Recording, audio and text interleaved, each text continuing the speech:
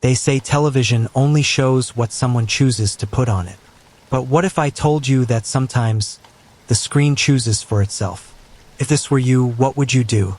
Before I go into the full story, subscribe now to hear my stories again, and that's if you genuinely like what I do here. Turn on post notification too if you want to get notified when I send a gift your way. Also, tell me where you're watching from and what time is it there. Now turn on the fan to have that soothing background hum while you listen. Story 1. If you ever see a channel that isn't supposed to exist, don't sit there watching it. The first time it happened to me, I thought it was some hidden station or late-night glitch. But what I saw, it wasn't a program, it wasn't a broadcast, and it wasn't meant for me. It was like the TV had turned itself into a window, and something on the other side was staring back. I live alone in a small one-bedroom apartment. Nothing fancy, white walls, a cracked ceiling, a kitchen with a fridge that hums too loud when the compressor kicks in. Nights are usually quiet here. The only sounds are the neighbors upstairs dragging furniture for no reason, or the occasional siren wailing down the empty street. I had a routine. Around 11 p.m., I'd make tea, turn off the main lights, and leave only the lamp glowing beside the couch. Then I'd switch on my old television. Not a smart TV, just one of those heavy boxy ones from the 90s that I'd never gotten rid of. It wasn't perfect, but there was comfort in the static buzz and muted glow filling my living room at night. It helped me feel less alone. One night, the static changed. I had dozed off on the couch with my tea half finished, the TV playing some late-night rerun of an old sitcom. The canned laughter still echoed faintly in the background when I stirred awake. But instead of the next scene, the screen flickered. The channel number in the corner blinked, then disappeared. I sat up slowly, rubbing my eyes, watching as the familiar sitcom cut to a flat, gray tone. No static, no fuzz, just gray. First I thought it was nothing. Maybe the cable box was having trouble again. But then the gray shifted into something darker, like an image burned faintly into the glass. A room, a chair. The walls looked unfinished, cement-like, almost like the basement of an abandoned house. And then, as if someone behind the screen realized I was watching, the chair slowly moved. I sat frozen on the couch, staring. The image was grainy, like an old VHS tape, but the movement was unmistakable. The chair wasn't being dragged. It was swaying, slowly, as though something invisible sat down in it. I leaned forward, squinting. The lamp beside me flickered, and for a split second I thought I saw something else in that gray room. A shadow leaning against the wall. But it was too quick. When the lamp steadied, the figure was gone. I grabbed the remote and changed the channel. Nothing happened.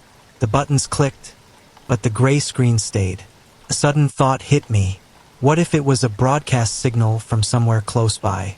Like those creepy analog recordings you'd hear about online, the ones that interrupted normal programming.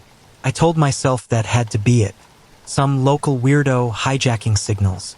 Still, I couldn't shake the feeling that the room I was looking at wasn't random. It looked lived in. Not by much, but by someone. I could almost smell the mildew, the dust, the damp concrete just by looking at it. Then the screen darkened again. For a moment, I thought it had turned off completely, until white letters appeared across the center.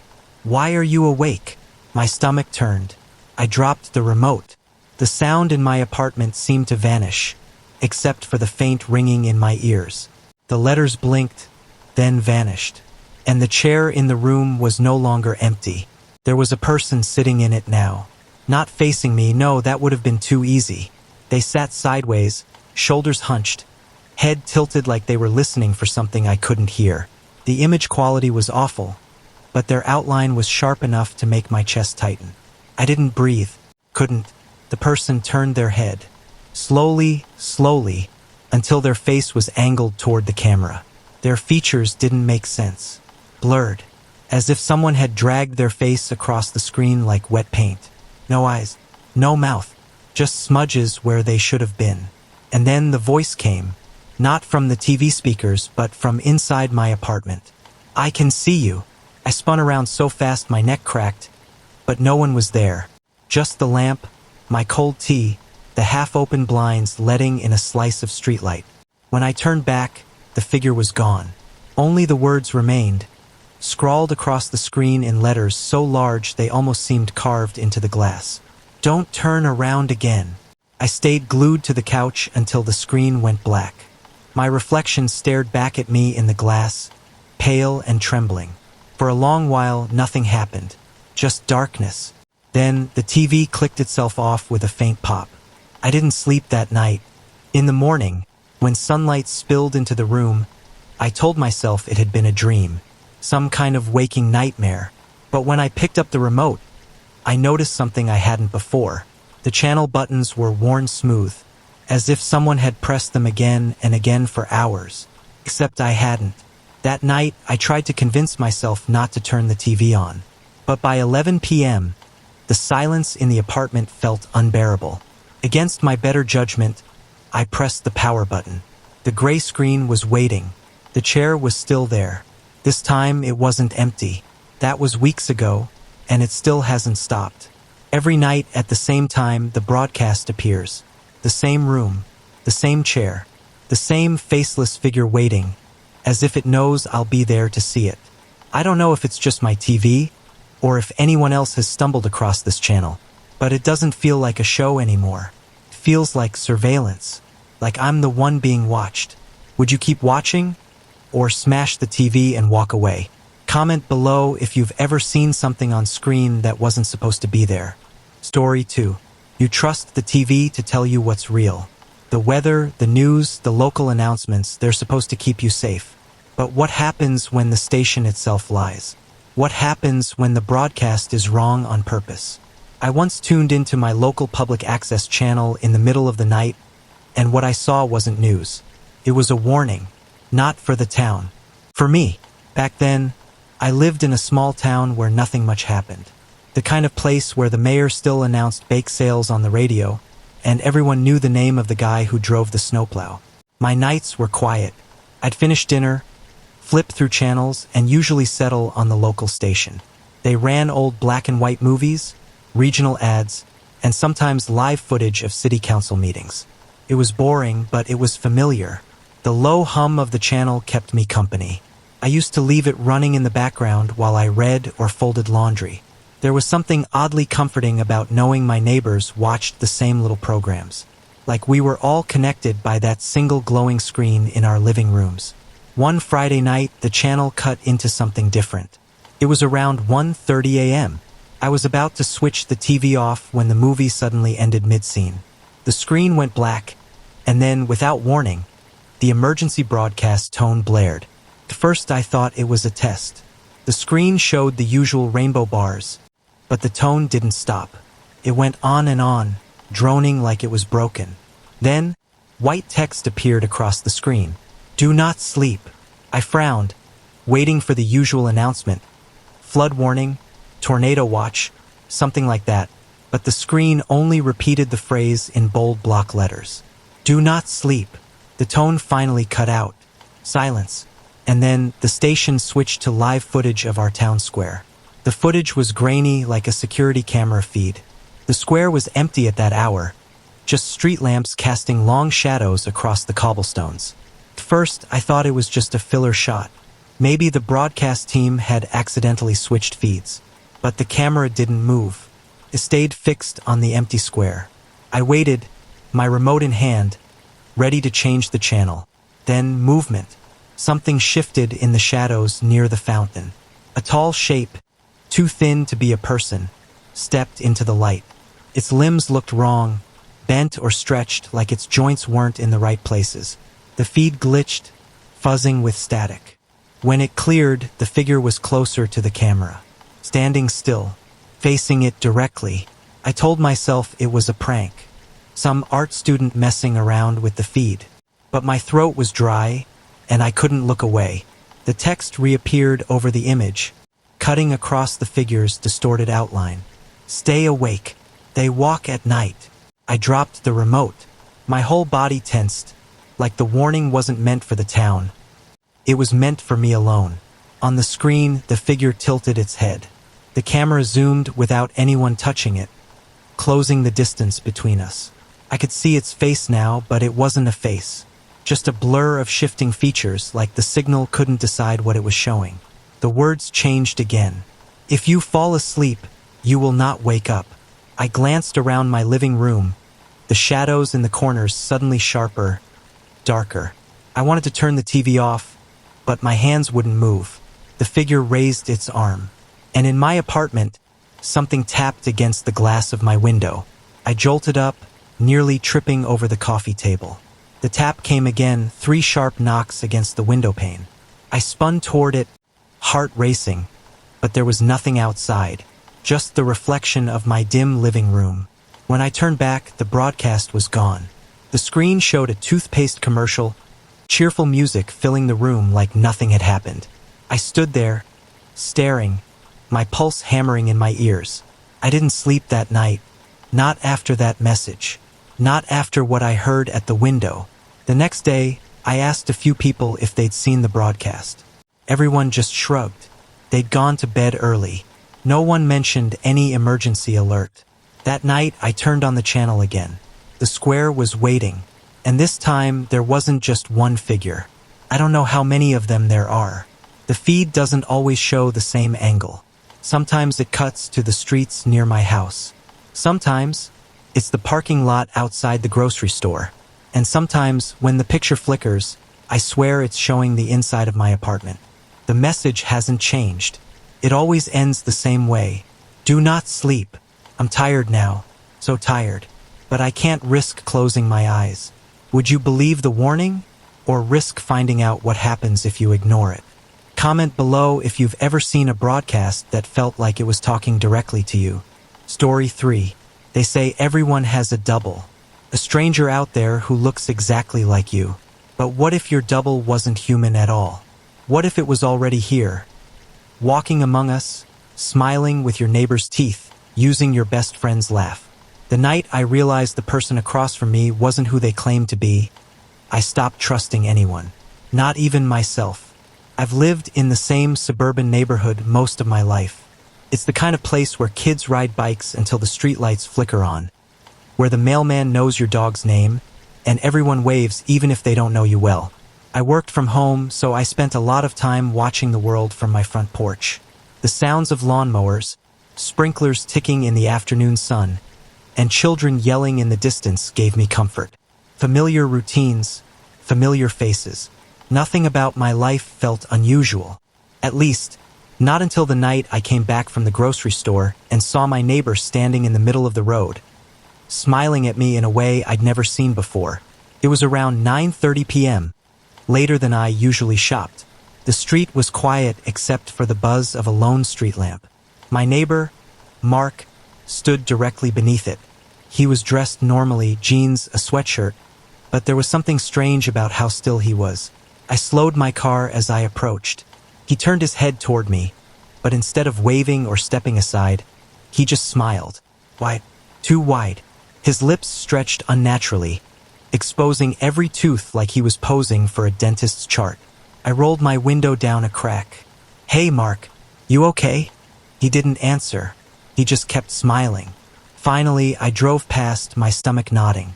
When I pulled into my driveway and glanced in the mirror, he was still there, smiling at the empty road. The next morning, I told myself I'd imagined it. Maybe the light distorted his face, or maybe he was just being weird. But when I saw him later that day, mowing his lawn, the smile was gone.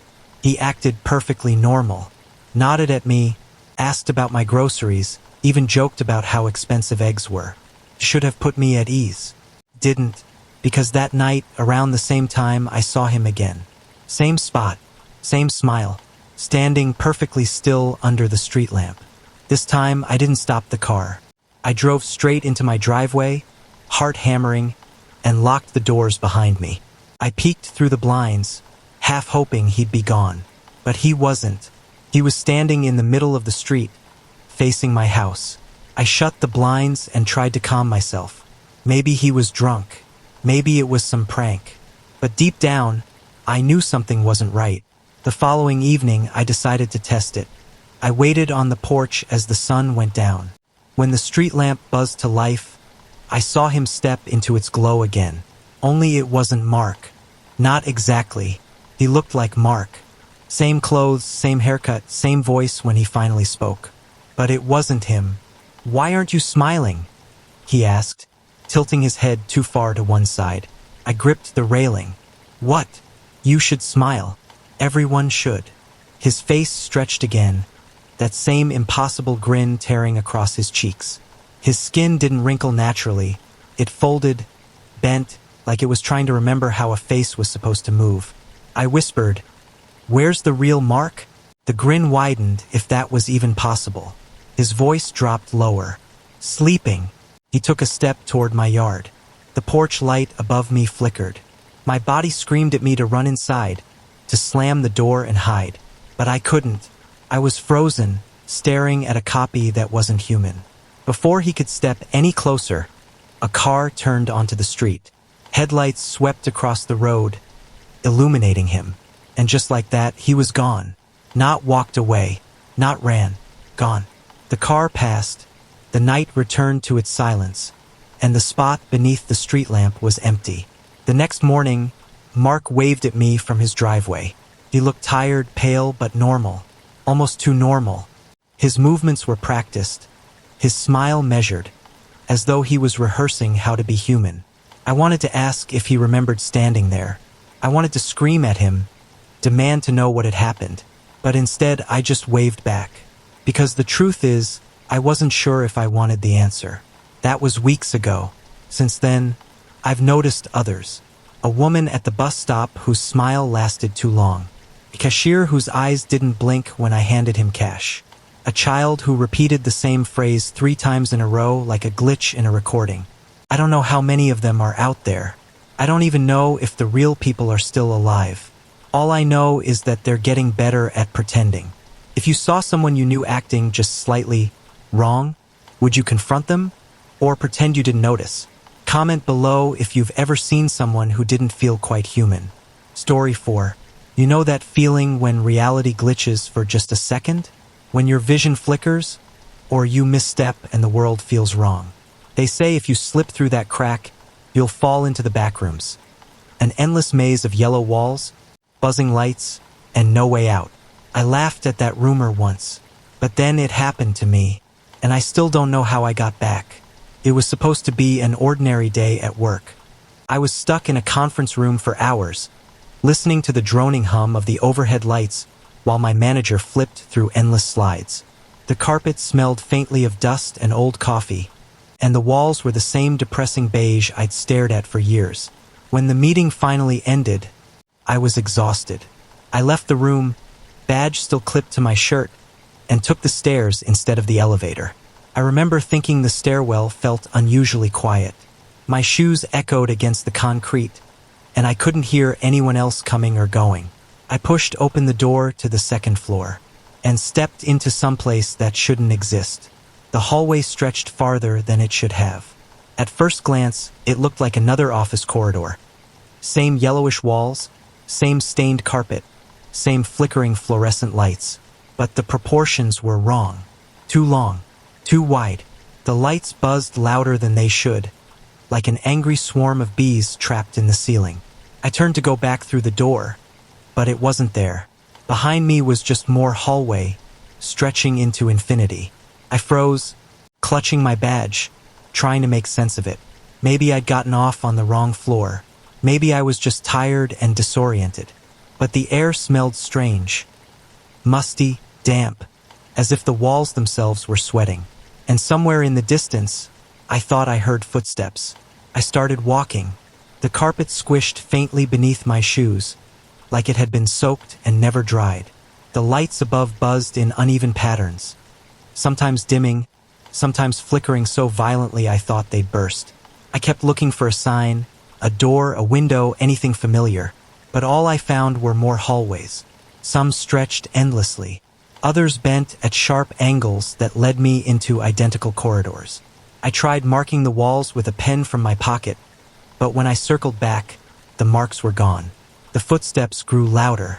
I stopped, holding my breath, but the sound didn't stop with me. Kept moving, steady and deliberate, somewhere just out of sight. My throat tightened. "Hello!" The footsteps paused. Then something breathed. It wasn't a normal breath. Too deep, too wet, like air being sucked through a broken pipe. I turned and ran. The hallways blurred as I sprinted past them, my shoes slapping against the damp carpet. I glanced behind me, but the corridors looked empty. Still, I knew I wasn't alone. I rounded a corner and froze. Something stood at the far end.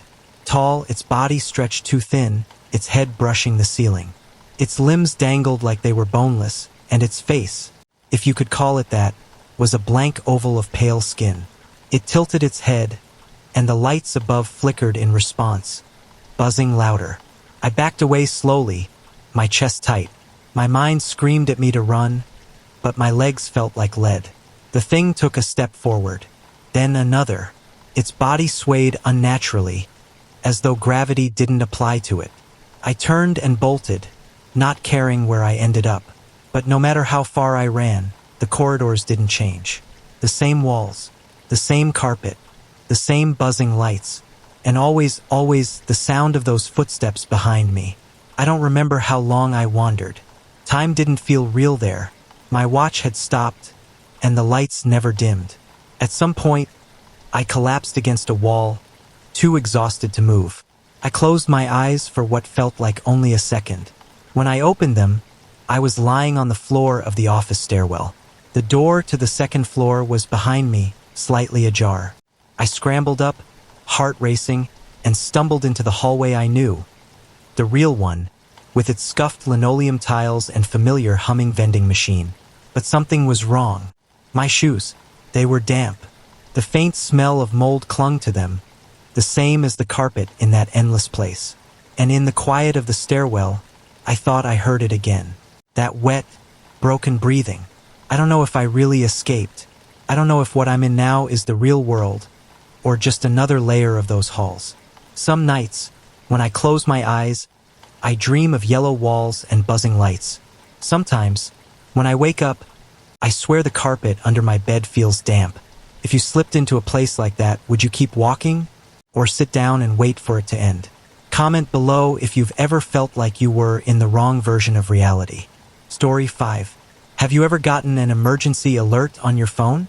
That blaring siren that makes your heart skip a beat? Most of the time, it's for a storm or missing person. But the night I got mine, it wasn't a drill. The words on my screen weren't from the government. And what came after still makes me wonder if I ever truly survived it.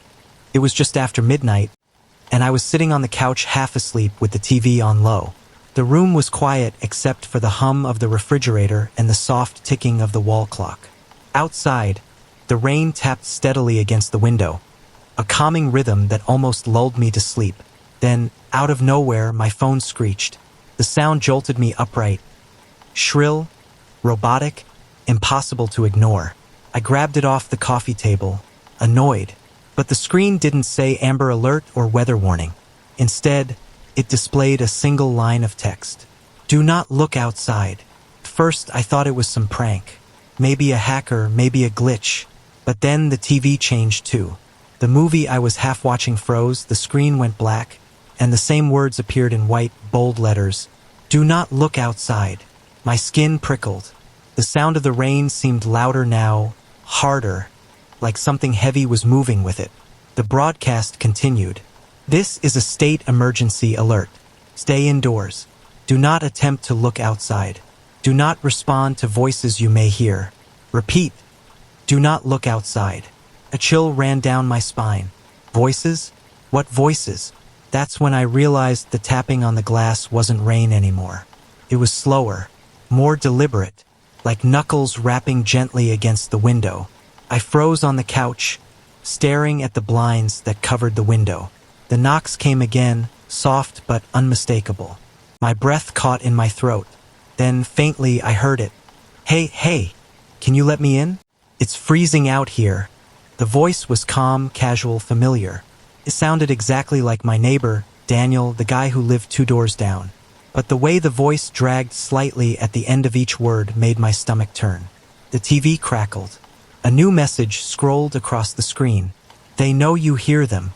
Do not reply. My phone buzzed again. Another alert. If you have spoken to it, IT is already too late. I clamped a hand over my mouth, terrified that even my breathing was too loud. The knocking grew impatient. The voice rose, angrier now. "Come on. I know you're in there. Open up." My heart pounded.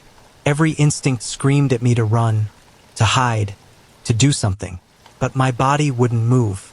And then came the worst part. The voice changed. It wasn't Daniel anymore. It was my mother's voice. Soft, warm, pleading. "Sweetheart, it's me. Please let me in. Why are you ignoring me?" My eyes filled with tears.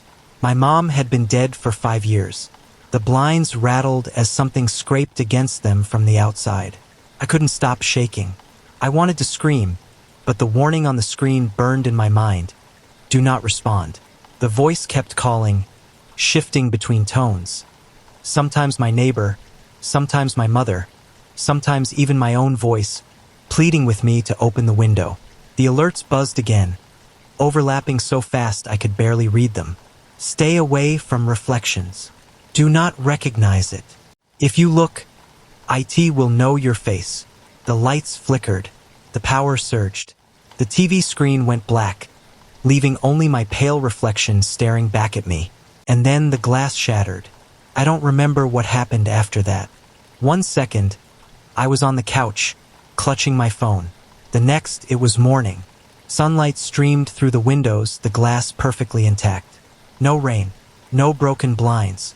My phone sat dead in my lap, battery drained.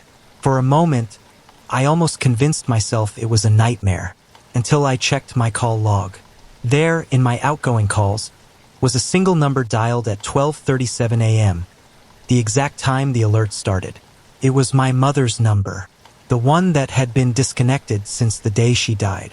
I don't know if what I saw was real, or if I'm still living in whatever that broadcast pulled me into. But every night since, I keep my blinds closed tight. And sometimes, just before dawn, I swear I hear her voice outside, calling softly for me to let her in. If an emergency broadcast told you not to look outside, could you resist the urge? Tell me in the comments. Would you survive the night? Story 6. If you ever tune into late night radio, you probably know how strange the callers can get. Drunks, insomniacs, conspiracy theorists. But one night, I heard a caller who should not have existed. The station swore no one had phoned in. Yet I heard him, clear as day, speaking directly to me. And what he said still follows me into every dream. I used to fall asleep listening to talk radio. Not podcasts, not music, but the static-filled AM stations that only came alive after midnight. The low hum of the host's voice, the occasional laughter of a caller, it all made me feel less alone in my tiny apartment. It was an ordinary Tuesday. My lamp cast a warm glow, my fan hummed on low, and the world outside seemed quiet. I pulled the blanket over myself, drifting towards sleep, when the host announced a new caller on the line. The man's voice was sharp, cutting through the static like a knife, and the very first words he spoke made my blood run cold. He said my name, not the name the station had announced, not a general greeting. He said my name, first and last. At first I thought I misheard, that maybe I was so tired I imagined it. But then he described me, my age, my apartment building, even the blanket I was curled under. I sat up, heart racing, staring at the radio like it had betrayed me. The host chuckled nervously, brushing it off. "Okay, buddy, that's enough of the prank calls." But the caller didn't stop. He listed details no one could possibly know. The color of my socks, the chipped mug sitting on the nightstand, the way my lamp flickered whenever the fan was turned on high. The host interrupted, but the line suddenly went dead. Only static remained. And then, faintly beneath the static, I heard whispering. I turned the dial, searching for another station. But the whisper followed, low and raspy, crawling under my skin. It wasn't words at first, just sounds almost like breathing. Then, slowly, it formed a sentence. "You shouldn't be listening." I froze. My throat was dry, my palms slick with sweat. The whisper grew clearer. "You're not supposed to hear this part." I scrambled for my phone, ready to call the station, maybe even the police. But when I picked it up, the The screen was blank, dead. Even though I had charged it earlier, the radio crackled again. The host's voice returned, calm and cheerful, like nothing strange had happened. You're listening to Midnight Talks, where every caller has a story. Next up, another familiar voice. And then, without warning, the same man came back. But this time, his tone was darker. I told you not to listen, he said. But since you are, I'll give you something you can't forget. The static roared.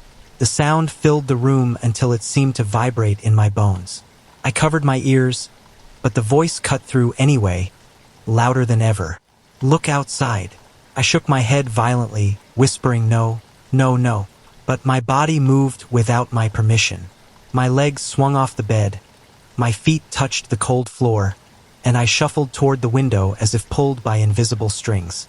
The whisper urged me on, mocking me. That's right, just a little closer. Pull back the curtain. I wanted to scream, to fight it, but my hand reached for the fabric on its own. Slowly, trembling, I peeled it back, and I saw myself, standing in the street below, staring up at me. My reflection grinned, wide and unnatural, then raised a hand in a wave. The moment my double waved, the radio cut off. Silence filled the room. My body went limp, and I stumbled back, falling onto the bed. My chest heaved as I stared at the window, terrified it would still be there. But when I dared to look again, the street was empty. I ripped the plug out of the wall, throwing the radio across the room. It hit the floor with a crash, pieces scattering. That was 3 years ago. I don't own a radio anymore, but every once in a while, when I'm about to fall asleep, I swear I hear that static again, just faintly, and sometimes, buried under it, a voice calls my name. I don't know if I was hypnotized, cursed, or just lost my mind that night, but I do know this: whatever I saw outside wasn't just a dream. Tell me, would you have pulled the curtain, or would you have fought it? Comment below what you would have done if the midnight radio caller spoke to you. Story 7. You know those random TV channels buried deep in the lineup, the ones no one really watches? The ones with static or test patterns. Well, I found one. Channel 99. At first, it was nothing but snow and white noise. But then, a voice started speaking. Not to the audience. Not to anyone else. Just to me. I've always been a night owl, flipping through late-night TV when I can't sleep. Most nights it's reruns, infomercials, or static. Something oddly comforting about it. That night, my apartment was quiet except for the faint hum of my old box TV. The clock ticked just past 1:15 a.m., and I had a half-empty soda on the coffee table. Out of boredom, I kept scrolling channels, one after the other. That's when I stumbled onto Channel 99. Nothing but a blank gray screen at first, the kind of dead channel you skip without thinking. But something made me pause. The static sounded different, almost rhythmic, like breathing. I leaned closer, and then the voice came through. It wasn't the voice of a host or an announcer or even an ad. It was low, distorted, almost like someone whispering right behind me. I can see you. I laughed nervously, convincing myself it was some creepy local prank, maybe a pirate station. But then it spoke again. Don't look away. My stomach tightened.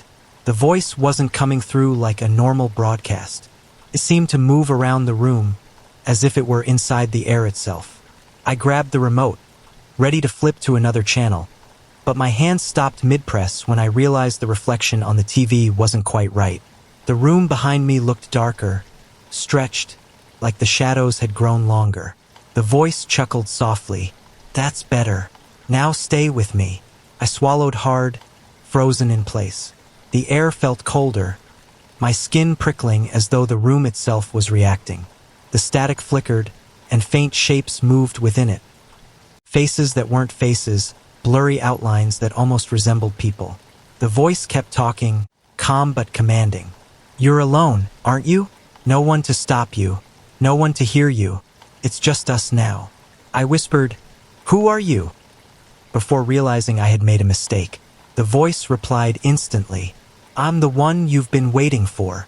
The images in the static grew clearer. I could see my own apartment reflected in there, the couch, the lamp, even me sitting in front of the TV. Only in the static version I wasn't moving. I was staring straight into the screen with eyes far too wide. I grabbed the plug and yanked it out of the wall. Sparks popped, the screen went black. My chest heaved with relief, but the voice didn't stop. From the dead screen, faintly, it said, "That won't work." The TV powered back on by itself. Channel 99 glowed again, brighter than before. My reflection on the screen leaned forward, moving when I didn't. Its mouth opened slowly, unnaturally wide, stretching inhumanly as though it wanted to swallow me. The voice grew louder, overlapping with static until the sound shook the walls. "Do you want to see what's on the other side?" The screen pulsed like a heartbeat. Couldn't look away. My reflection reached out from inside the glass, fingers pressing against the screen, leaving dark smudges like ink spreading across the surface. I stumbled backward, but the reflection didn't stay in the TV. The hand pushed through. The glass bent like water as something clawed its way out. It wasn't me anymore. It only wore my face. The next thing I remember is waking up on the couch, daylight streaming through the blinds. The TV was off. My soda was still half finished. My blanket draped over me as though nothing strange had happened. For a moment, I almost laughed at myself, chalking it up to a nightmare. Then I noticed the remote. It wasn't on the table where I left it. It was on the floor, pointed at the TV, and the last channel displayed on the small screen was still there. Channel 99. And later that day, when I passed by the darkened screen, I swear I saw my reflection blink. Half a second too late. I don't turn on my TV anymore after midnight. I don't even scroll past the higher channels. But sometimes, I hear static leaking from the set even when it's unplugged. Would you have kept watching Channel 99? Or would you have pulled the plug? Tell me in the comments what you would do if the voice called out to you. Story 8. There are tapes we aren't meant to find. Old VHS recordings that surface in thrift shops, attics, or forgotten boxes. Most are just dusty reruns or home videos. But the one I found wasn't supposed to exist. No title, no label, just black plastic with a strip of red tape across the side. And when I pressed play, I realized it had been waiting for me. I bought it at a yard sale, the kind where people throw all their junk onto folding tables, hoping for a few dollars. I wasn't looking for anything specific, just browsing. Among the chipped mugs and tangled cords, I spotted a box of old VHS tapes. Most were comedies, old sitcoms, taped football games. But buried at the bottom was this one. No markings, no stickers, just that red tape strip. I don't even own a proper player anymore. But I remembered my uncle's old machine gathering dust in my closet. That night, restless and curious, I set it up. The VCR whirred to life with a tired groan. My apartment was quiet except for the faint buzz of the machine. I hit play. The tape began with static. No opening credits, no tracking issues, just pure gray snow for nearly a full minute. I almost gave up, thinking it was blank. But then an image flickered into view. It was a living room. Not mine, but close enough. Same beige walls, same sagging couch, same cheap coffee table. The camera was fixed in the corner like a surveillance feed. First, nothing happened. Just an empty, still room. Then I saw it. The lamp on the side table flickered once, twice, then died completely. A shape entered the room. Blurry, indistinct, like static wrapped around something human-shaped. It moved stiffly, pausing as though it knew it was being watched. I leaned forward, my stomach tight. That was when I noticed something that nearly made me eject the tape immediately. The couch on the screen was exactly like mine. Same stains, same cushions. It was my living room. I froze. I didn't remember anyone filming in my apartment. I didn't even own a camera. Yet there it was, my space on the screen. The blurry figure stood in the middle of the room, facing the direction of the couch where I was currently sitting. The image on the tape flickered. For a moment, the figure disappeared, leaving the room empty. I exhaled, thinking maybe it was a trick of the tape. But then, just as suddenly, the figure was back, this time closer. Almost directly in front of the camera. Its face was impossible to make out, just a distortion of static and shadow.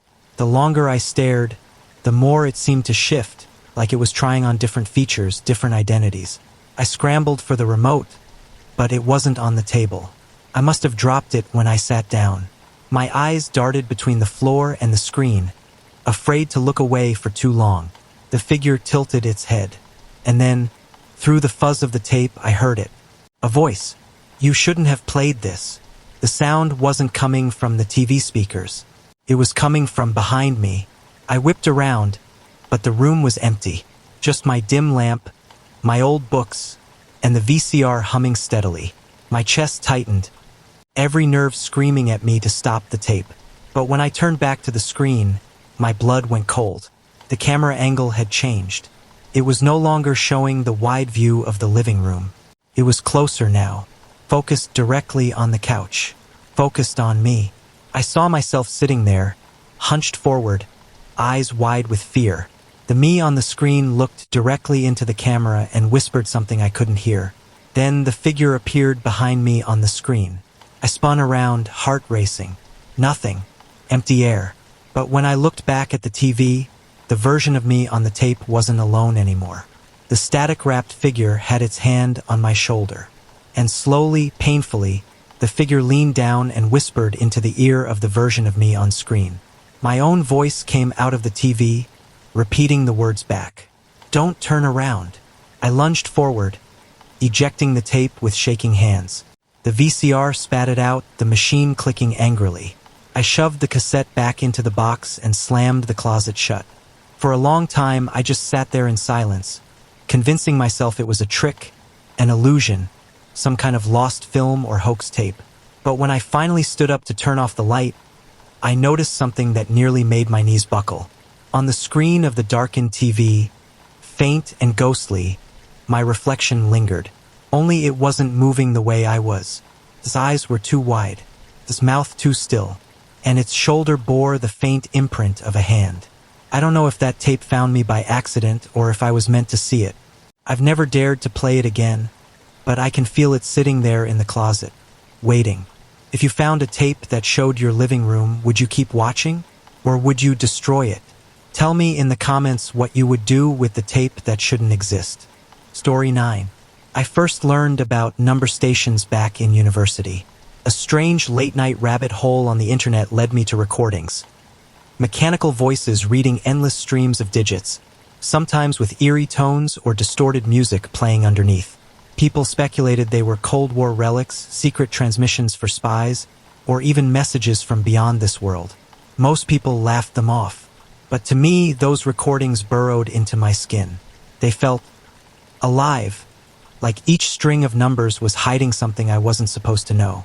Years later, when I was living alone in a crumbling one-bedroom apartment near the edge of the city, I found myself digging through old electronics at a thrift shop. Piles of cracked radios, dusty cassette players, and heavy CRT televisions leaned against each other like corpses stacked in a mass grave. That's when I found it. A battered shortwave radio with a peeling leather strap and dials worn smooth from years of turning. The owner let me take it for just a few bills, warning me with a grin that it was temperamental. I carried it home through the drizzle, clutching it like a treasure. The night air smelled of wet asphalt and rusting metal, and every passing car hissed through puddles that rippled in the orange streetlight glow. In my apartment, I set it down on the rickety table near the window.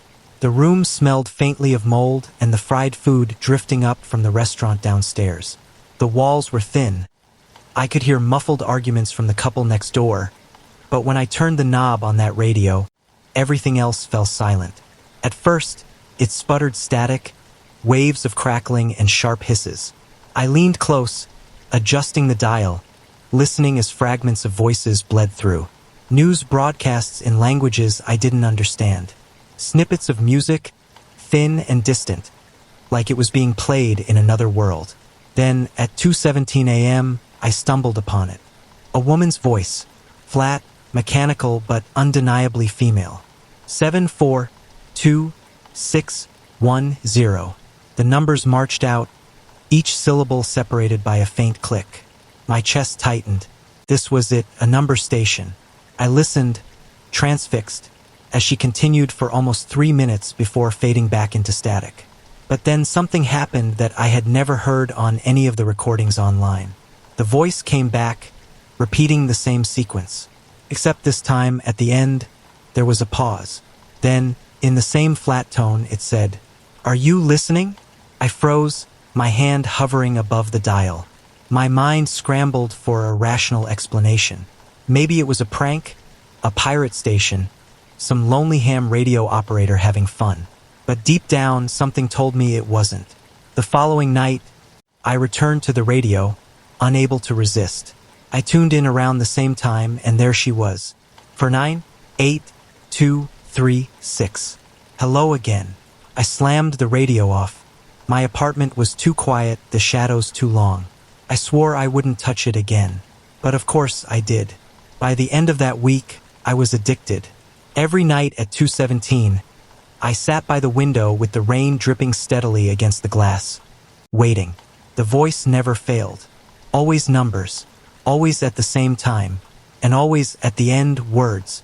Sometimes she asked questions. Why are you alone? Do you believe in fate? Would you like to know when you die? Sometimes she made statements. You shouldn't have moved here. They can hear me through you. The door behind you is not locked. That last one nearly broke me. My head snapped around so fast my neck cracked. And she was right. The flimsy wooden door that led into my apartment, the one I always bolted shut, was standing slightly ajar, swaying with a faint draft. From then on, I barely slept. My skin prickled with unease, my heart always hammering. I started writing down the numbers she gave, filling notebook pages with endless sequences. I thought maybe they would form a code, a message. But the patterns eluded me. One night, though, something changed. The broadcast started as usual. Numbers, the same flat voice. But then, halfway through, the signal crackled and shifted. I could hear something faint behind her. A scratching, a dragging sound, like nails over metal. Then, layered under her voice, whispers. Dozens of them. Male, female, young, old. All whispering different things at once, overlapping into a suffocating chorus. And then, in perfect unison, all the whispers said my name. I stumbled backward so hard the chair clattered against the floor. The radio's static screamed, rising into a shrill frequency that made my ears bleed. I yanked the plug from the wall, but the radio didn't turn off, kept going. The woman's voice cut through everything, louder now, sharper. Do you understand, Daniel? My blood froze. She had never used my name before. The static roared, the numbers poured out faster and faster, until it was just a blur of sound. I grabbed the radio and hurled it against the wall. It shattered, pieces of metal and plastic skidding across the floor. Finally, silence. But from that night onward, I haven't known peace. Because sometimes, just as I'm about to drift off, I hear her again. Not from a radio, not from any device. From the corner of my bedroom, in the darkness where the shadows pool deepest. And always she begins with numbers.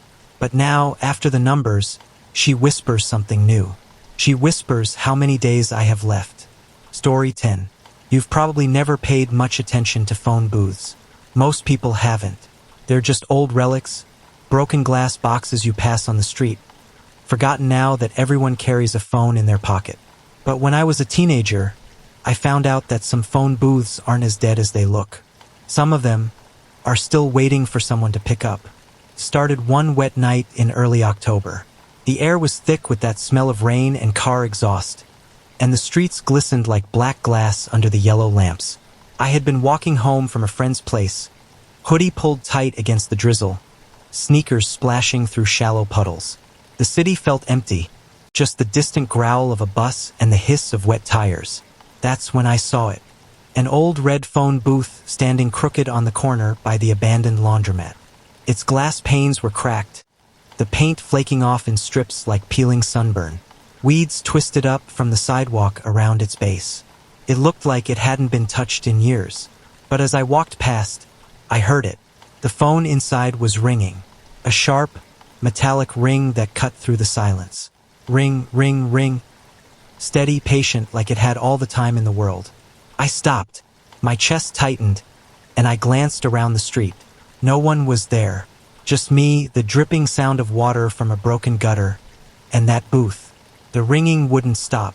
Now, I don't know what came over me, but I stepped closer. Maybe it was curiosity, maybe boredom, maybe something else pulling at me.